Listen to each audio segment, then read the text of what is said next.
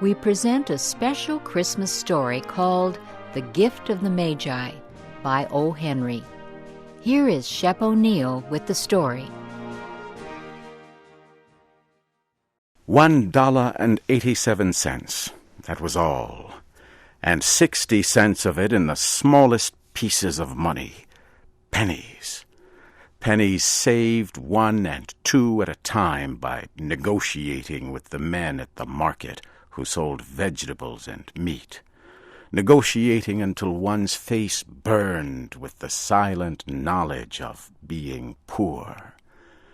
3 times Della counted it, $1.87. And the next day would be Christmas. There was clearly nothing to do but sit down and cry, so Della cried, which led to the thought that life is made up of little cries and smiles, with more little cries than smiles. Della finished her crying and dried her face.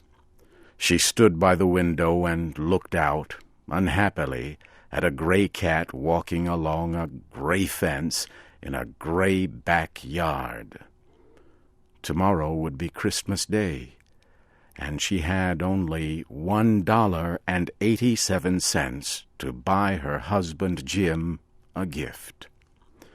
She had been saving every penny she could for months, with this result. Jim earned $20 a week, which does not go far. Expenses had been greater than she had expected. They always are. Many a happy hour she had spent planning to buy something nice for him, something fine and rare, something close to being worthy of the honor of belonging to Jim. There was a tall glass mirror between the windows of the room. Suddenly Della turned from the window and stood before the glass mirror and looked at herself. Her eyes were shining, but her face had lost its color within 20 seconds. Quickly she pulled down her hair and let it fall to its full length. Now, Mr. and Mrs. James Dillingham Young had 2 possessions which they valued. One was Jim's gold timepiece, the watch that had been his father's and his grandfather's. The other was Della's hair. Had the Queen of Sheba lived in their building, Della would have let her hair hang out the window to dry, just to reduce the value of the Queen's jewels. So now Della's beautiful hair fell about her, shining like a brown waterfall. It reached below her knees and made itself almost like a covering for her. And then quickly she put it up again. She stood still while a few tears fell on the floor.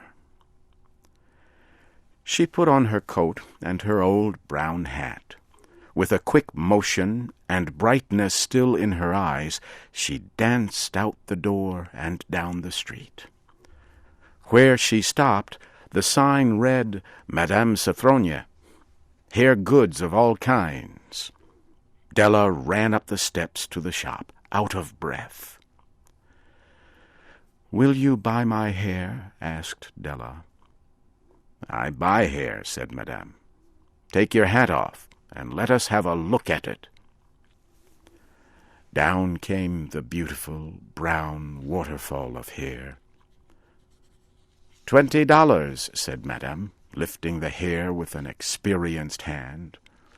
"Give it to me quick," said Della.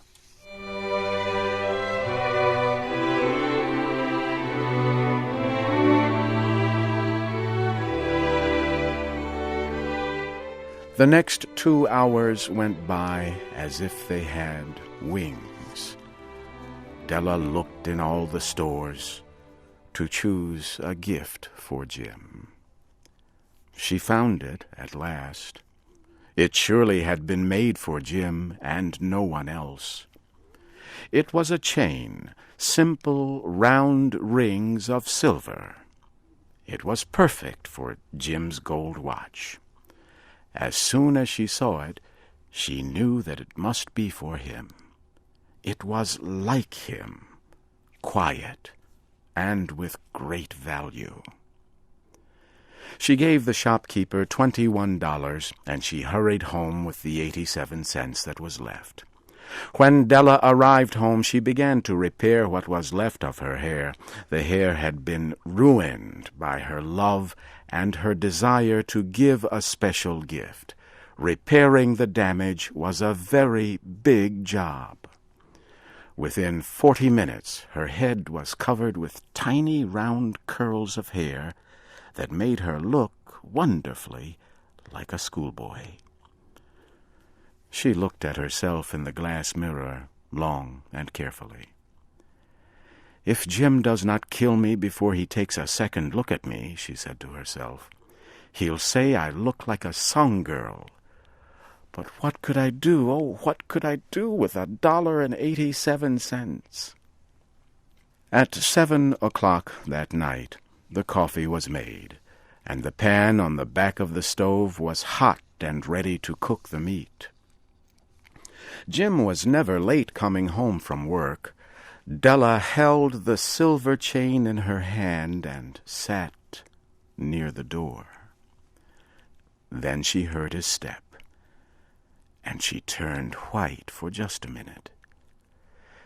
She had a way of saying a little silent prayer about the simplest everyday things. And now she whispered, "Please, God, make him think I am still pretty."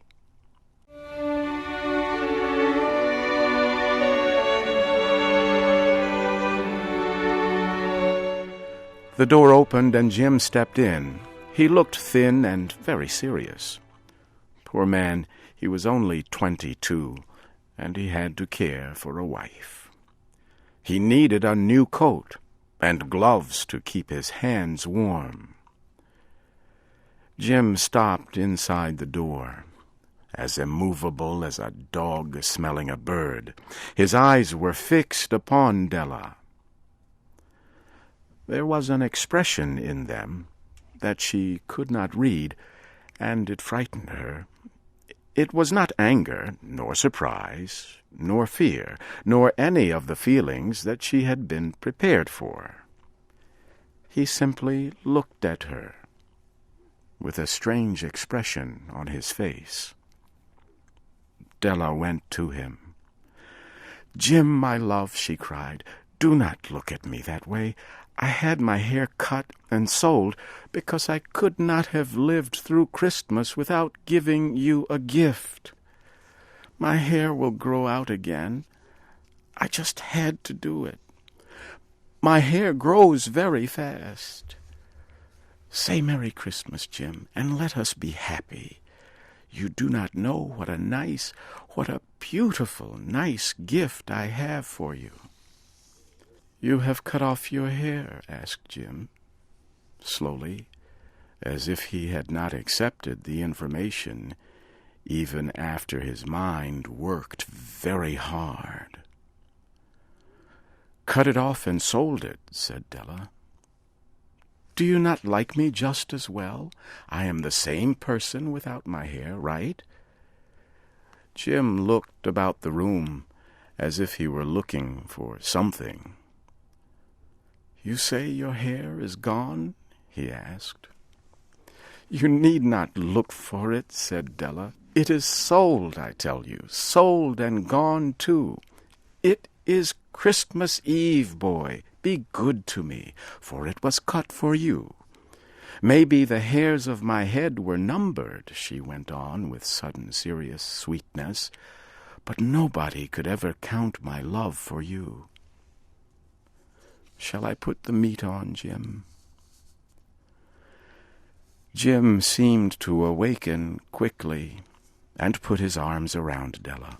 Then he took a package from his coat and threw it on the table. "Do not make any mistake about me, Dell," he said. I do not think there is any haircut that could make me like my girl any less. But if you will open that package, you may see why you had me frightened at first." White fingers quickly tore at the string and paper. There was a scream of joy, and then, alas, a change to tears and cries, requiring the man of the house to use all his skill to calm his wife. For there were the combs, the special set of objects to hold her hair that Della had wanted ever since she saw them in a shop window. Beautiful combs made of shells, with jewels at the edge, just the color to wear in the beautiful hair that was no longer hers. They cost a lot of money, she knew, and her heart had wanted them without ever hoping to have them. And now the beautiful combs were hers, but the hair that should have touched them was gone. But she held the combs to herself, and soon she was able to look up with a smile and say, "My hair grows so fast, Jim." Then Della jumped up like a little burned cat and cried, "Oh, oh!" Jim had not yet seen his beautiful gift. She happily held it out to him in her open hands. The silver chain seemed so bright. "Isn't it wonderful, Jim? I looked all over town to find it. You will have to look at the time 100 times a day now. Give me your watch. I want to see how it looks on it."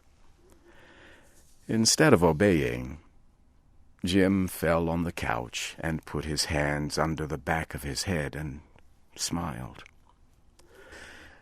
"Dell," said he, "let us put our Christmas gifts away and keep them a while. They are too nice to use just right now. I sold my gold watch to get the money to buy the set of combs for your hair. And now, why not put the meat on?"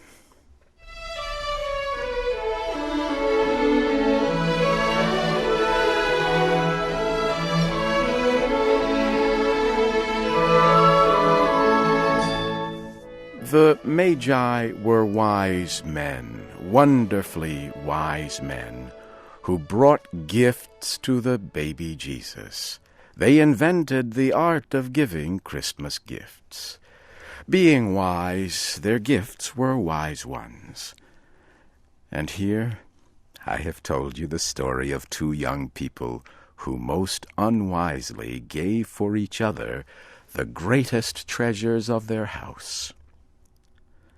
But in a last word to the wise of these days, let it be said that of all who give gifts, these 2 were the wisest. Everywhere they are wisest. They are the Magi.